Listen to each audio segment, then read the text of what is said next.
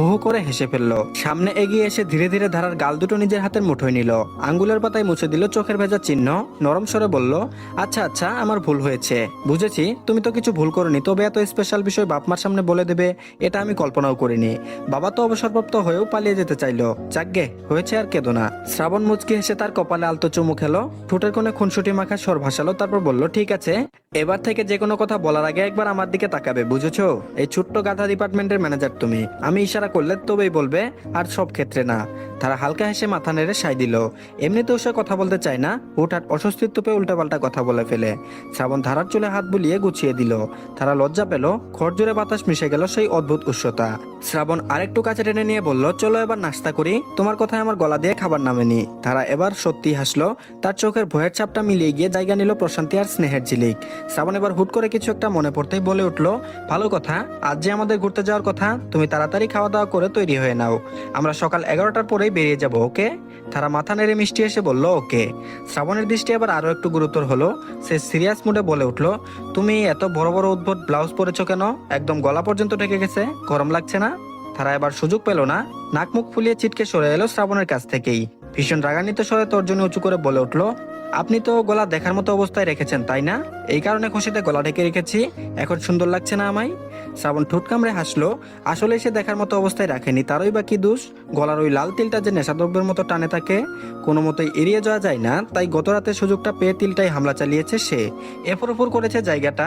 তার কথা শুনে শ্রাবণের বেশ হাসি পেল, এবার পেছনে একবার তাকিয়ে খোলা দরজাটা দেখে নিল, তারপর ঠোঁট চেপে দুষ্ট হেসে বলল, দরজাটা খোলা আছে, নইলে বলতাম যে সুন্দর লাগছে কিনা। আসলে না দেখে তো কিছু বলা যায় না, তাই আগে খুব মনোযোগ দিয়ে তোমায় দেখতে হবে, তারপর মন্তব্য করতে পারবো। শ্রাবণের কথা রেশে এবার বেচারি সরল ধারাও লজ্জায় গা ঢাকা দেওয়ার জায়গা খুঁজলো, কান দিয়ে গরম ধোয়া বের হচ্ছে, ছি, লোকটা দিন দিন অসভ্য হয়ে যাচ্ছে। গত রাতে অবশ্য বহুত প্রমাণ হাতে নাতে পেয়েছে। তারা কিছু একটা বলতে চাইলো, কিন্তু তার আগে সালমা বেগমের উঁচু গলা শোনা গেল, তারপর বলল, এই ধারা, খেতে আয় মা, শ্রাবণকে নিয়ে টেবিলে বস, আমি ছাদের গাছগুলোতে পানি দিয়ে আসছি। তারা স্বভাব সুলভ ভাবে জোর গলায় ঘর থেকে জবাব দিয়ে বলল, আচ্ছা মা।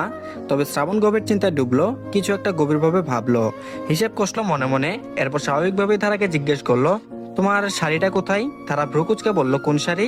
শ্রাবণ গলা খাকারি দিয়ে ফিসফিস করে বলল, যেটা গতরাতে আমায় খুন করার অস্ত্র হিসেবে ইউজ করেছিলে, আই মিন যেই শাড়ি গতরাতে পরেছিলে। তারা শুকনো ডুব গিলল, মস্তিষ্কে হানা দিল গতরাতের ছাদের মুহূর্তগুলো। লজ্জায় মাথা নামালেও ভাবলো কিছু একটা। তারপর শাড়ির কথা মনে পড়তেই কান গরম হয়ে উঠলো, মিনমিন করে বলল, শাড়ি তো ছাদে বোধহয়। চোখ বড় বড় করে তাকালো শ্রাবণ, আজকে ওটা জিজ্ঞেস করলো, আর আমার শার্ট? ধারা বলল, সেটাও তো ছাদে। ধারার কথায় হা হয়ে তাকালো শ্রাবণ, হতবিম্বল হয়ে জিজ্ঞেস করলো, ওগুলো ওভাবেই ছাদে পড়ে আছে, তুমি ওসব আনুনি?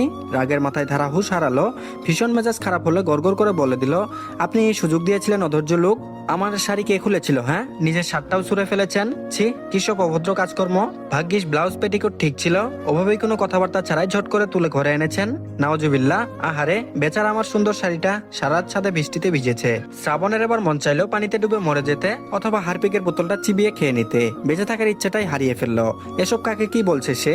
শ্রাবণ কপাল চাপড়ালো, ধারার দিকে তাকিয়ে দাঁত খিচিয়ে বলল, নাওজুবিল্লাহ, আস্তাগফিরুল্লাহ। ওরে বলদ বেডি, বলদের হাড্ডি, শাড়ি আর শার্ট ওভাবে, মাই গড, মা ছাদে গিয়ে কাপড়গুলো ওভাবে পরে থাকতে দেখলে কিভাবে বুঝতে পারছো?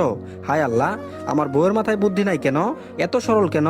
মান সম্মানের ফালুদা অলরেডি হয়ে গেছে, এবারে মরা ছাড়া আর কোনো উপায় নেই, আমি কচু গাছে ফাঁসি দিতে যাচ্ছি, ইউ ক্যারি অন ইউর বলদামি। তারা চোখ পিট পিট করে তাকিয়ে বিষয়টা বুঝলো, শ্রাবণ বোধহয় আসলেই কচু গাছে ফাঁসি দিতে দরজার দিকে পা বাড়িয়েছে। তা দেখে ধারা ফট করে শ্রাবণের বাহু আঁকড়ে ধরে সরল মনে কাতর কণ্ঠেই বলল, কোথায় যাচ্ছেন? আমায় ছেড়ে যাবেন না প্লিজ, আপনি কচু গাছে ফাঁসি দিলে আমাকে তো বেল গাছে ফাঁসি দিতে হবে। ওসব চিন্তা বাদ দিন, বলুন এখন কি হবে উপায়, মা যদি দেখে ফেলে?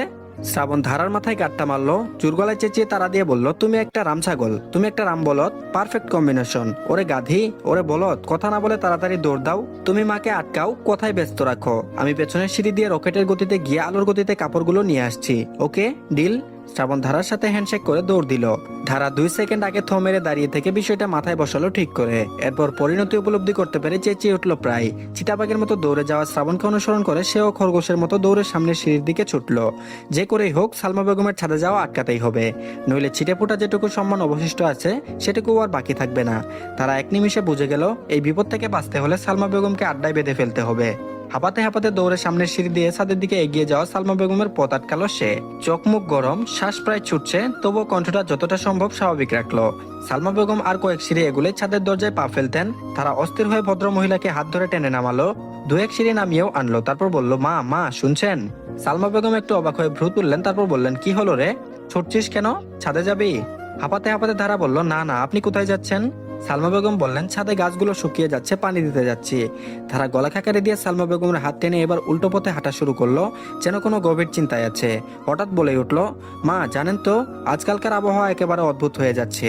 গতকাল বিকেলে যে বৃষ্টি হলো তাতে কিন্তু আমার মনে হলো আমাদের নারকেল গাছের পাতা নড়ে উঠেছিল অদ্ভুত হবে, যেন কাউকে কিছু বলতে চাইছে। ভুতুরে ব্যাপার।